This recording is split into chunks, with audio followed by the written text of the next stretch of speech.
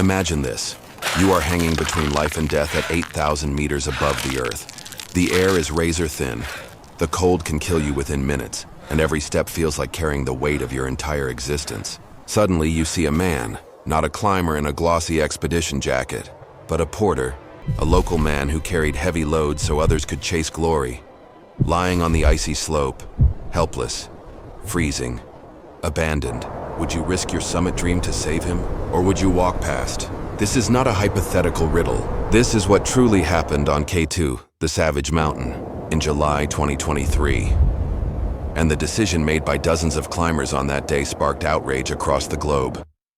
Welcome to K2 Stories, where we uncover the truths, the mysteries, and the tragedies from the world's deadliest peaks. If you want to go deeper into stories the mountains would rather keep silent, make sure to follow and stay with us until the very end of this heartbreaking journey.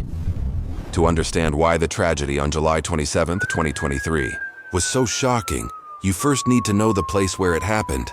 K2, the second highest mountain on Earth. The mountain climbers fear even more than Everest. Its sharp pyramid shape pierces the sky between Pakistan and China, rising 8,611 meters above sea level. But unlike Everest, which has become commercialized with hundreds of people reaching its summit every year, K2 has a reputation for punishment. Its slopes are steep, its weather brutal, its storms sudden and merciless. 1 in every 4 climbers who reach the summit will never return. That statistic alone gives K2 its nickname, the Savage Mountain. The path to the summit is littered with ice walls, avalanches, and narrow ledges, where one wrong move means certain death. For decades, only the most skilled alpinists dared to try it. But in recent years, something has changed. With the rise of commercial expeditions, climbers with less experience have begun crowding the route, supported by local porters who risk their lives carrying supplies. And it was on this lethal slope, in the death zone above 8,000 meters, where the tragedy unfolded. His name was Mohammad Hassan, a 27-year-old Pakistani high-altitude porter. Unlike the wealthy foreign climbers chasing records, Hassan wasn't there for glory. He was there because it was his job, a way to provide for his wife and children in a small village. On July 27, 2023, dozens of climbers lined up to make their summit push. The weather window was narrow.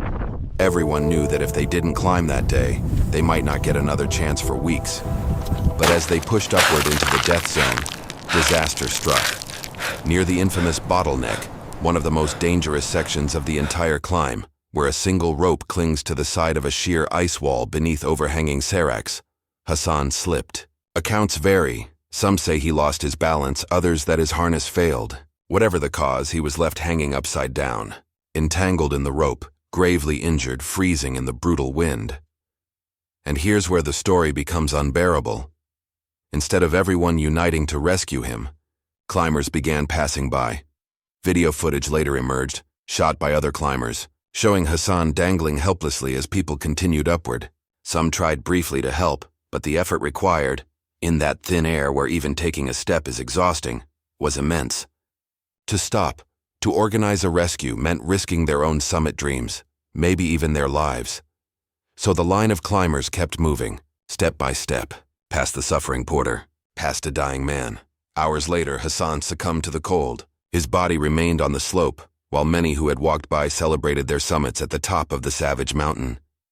When the news broke, the world was stunned. International media like BBC, The Guardian, and DW reported the tragedy. Headlines didn't just focus on the harshness of K2, but on the harshness of human choices. The image was haunting. Dozens of climbers pursuing glory while a man, poor, local, essential to their expedition, froze to death in their path. It raised furious debates. Was it truly impossible to save him, or did ambition blind climbers to their basic humanity? Should the summit ever come before a life? These were the questions echoing across the mountaineering world and far beyond. And this is just the beginning of the story. In the next part, we'll dive deeper into the exact sequence of events. Who was there, what decisions were made, and how the tragedy exposed the brutal reality of modern high-altitude climbing. But before we move on, let me leave you with this chilling thought.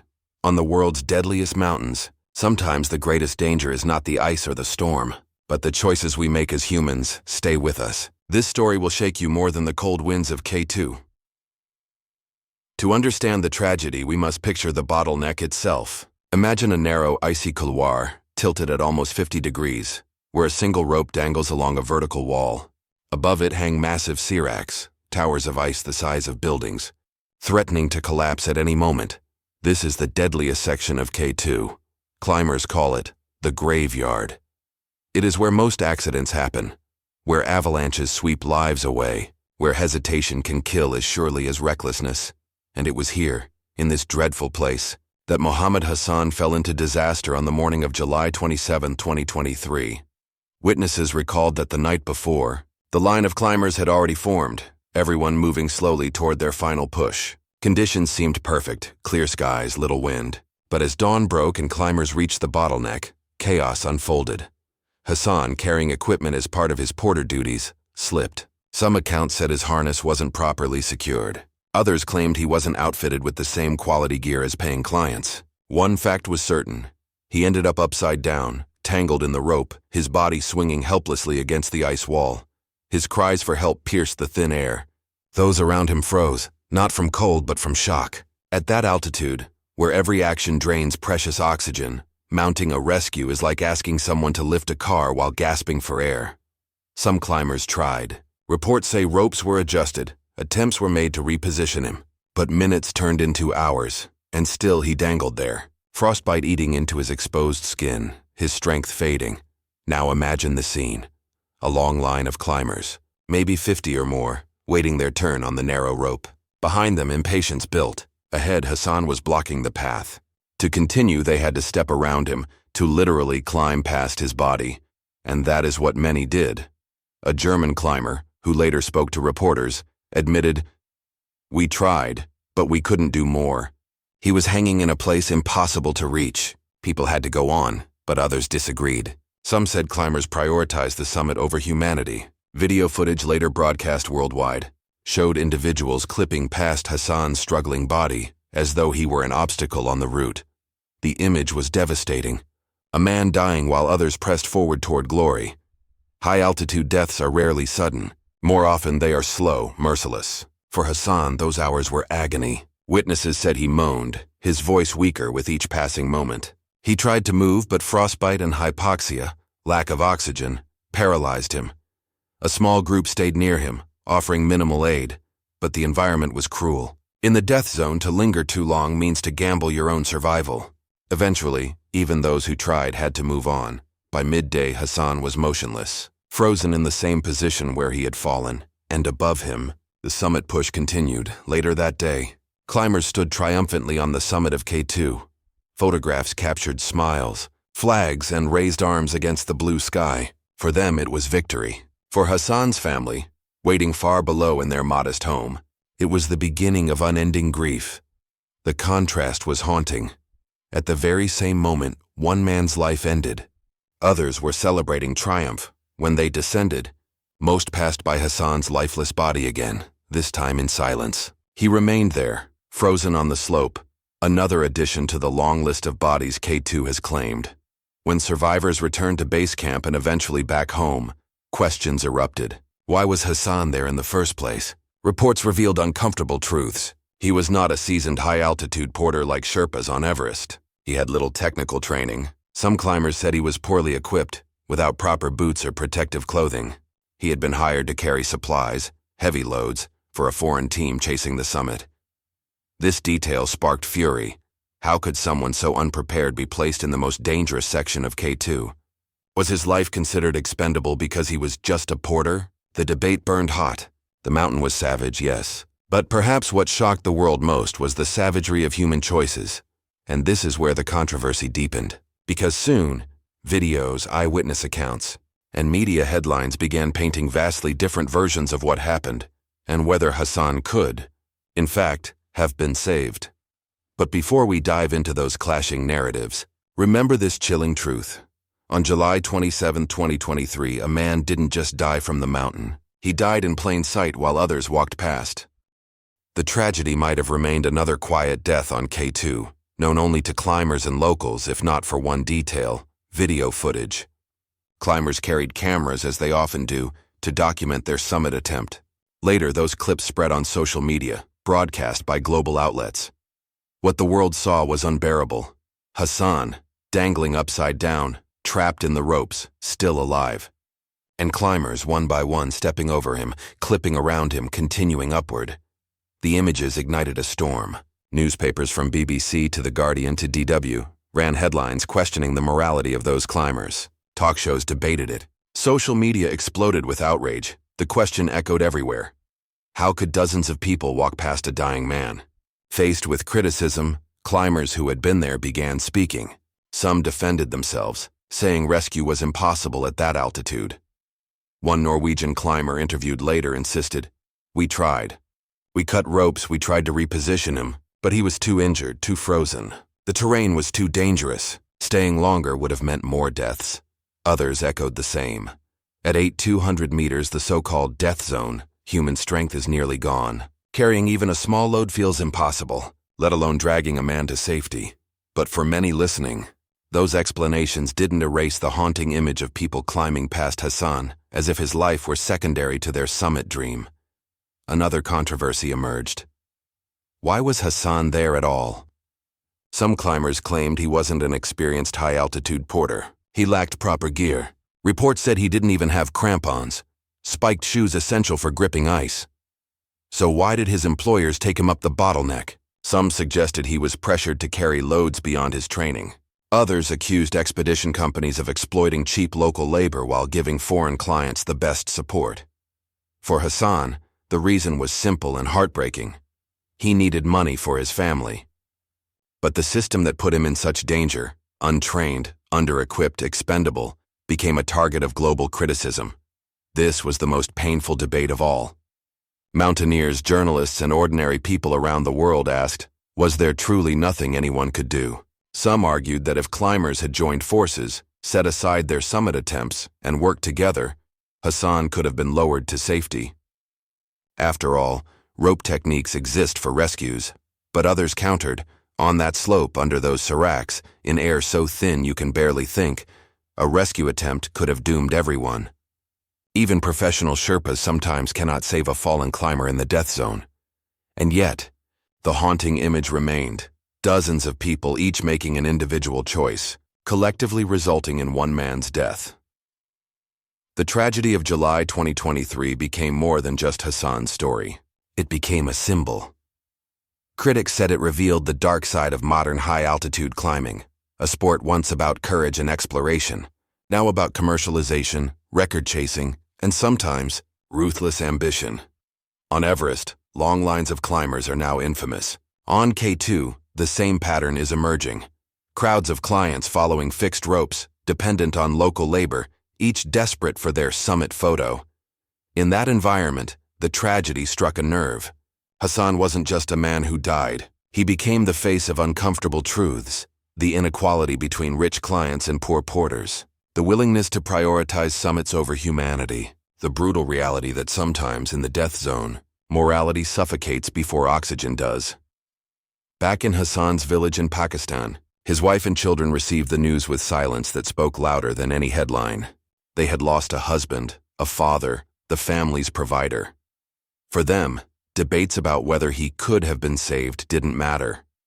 What mattered was that he was gone, left on the mountain while others walked past.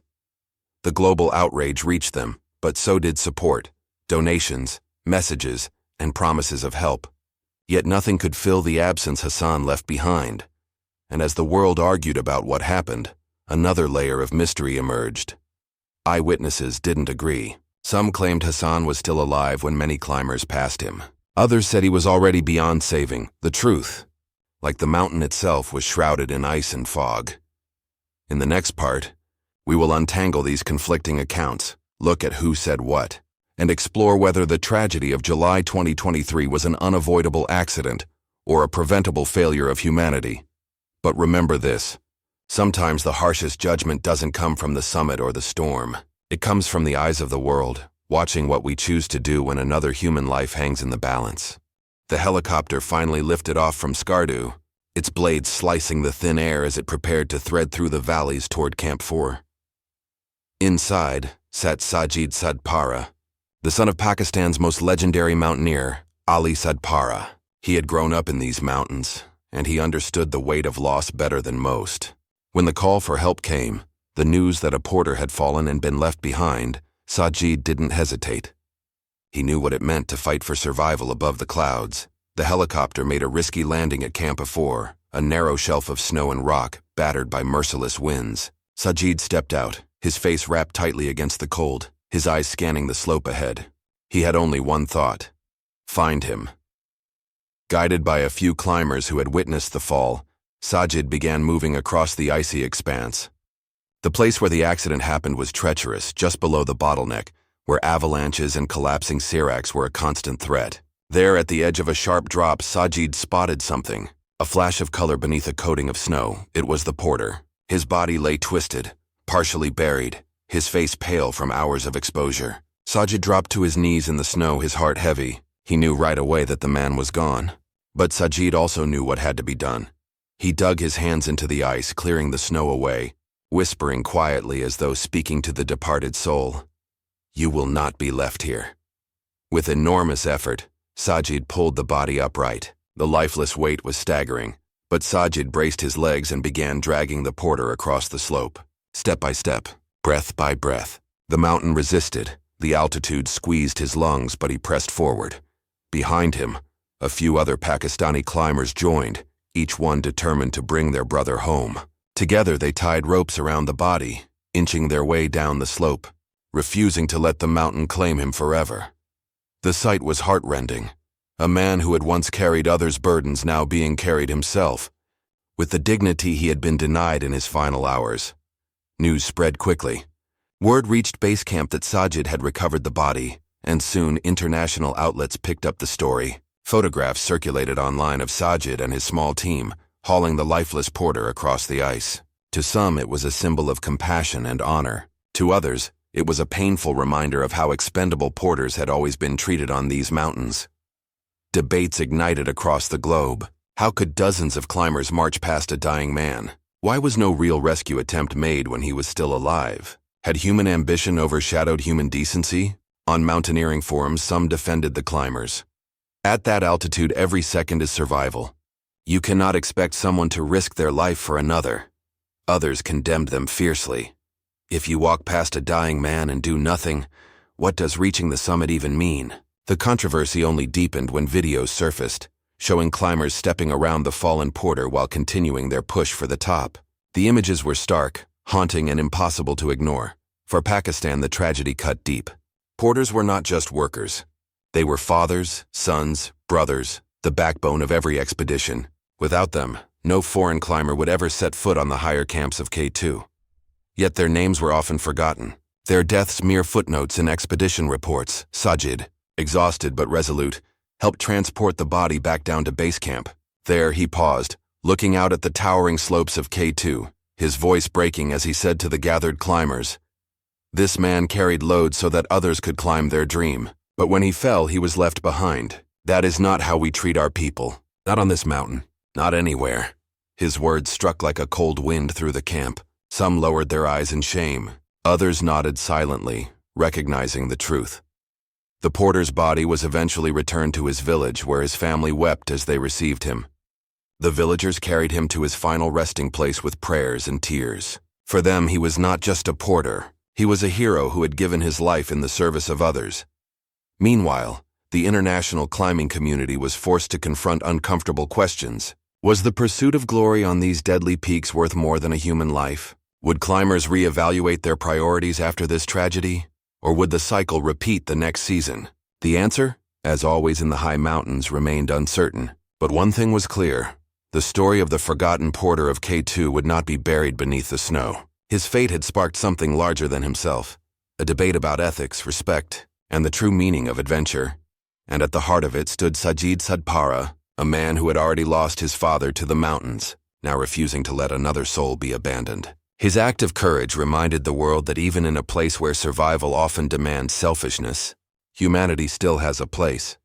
As the winds howled across the slopes of K2, the mountain remained indifferent, silent, immense, eternal. But for those who witnessed what had happened, the silence spoke louder than words.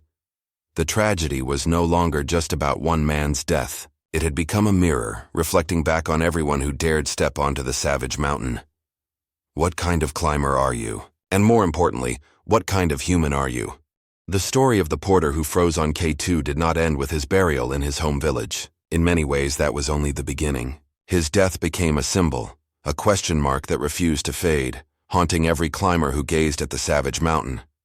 Weeks later, international news outlets were still running editorials. Mountaineering forums buzzed with heated debates. Was it fair to expect climbers at death zone altitude, where oxygen deprivation clouds judgment and every step feels like dragging a mountain, to risk themselves for another? Or was that argument just a convenient excuse for looking away? But perhaps the loudest voices came not from the climbers, but from ordinary people around the world. People who had never touched a crampon, who had never felt the sting of thin air in their lungs, but who knew one simple truth. Humanity is measured not by the summits we conquer, but by the lives we refuse to abandon. One Pakistani journalist put it bluntly in Dawn: Western climbers plant their flags on our mountains and return to applause. But when our sons, our porters, collapse under the weight of those dreams, who remembers their names? The image of climbers stepping past the porter's dying body became seared into collective memory, a disturbing snapshot of ambition overriding compassion. Sponsors were questioned. Expedition companies were forced to release statements. Some promised better ethics codes. Others quietly deleted posts of their summit success as criticism mounted.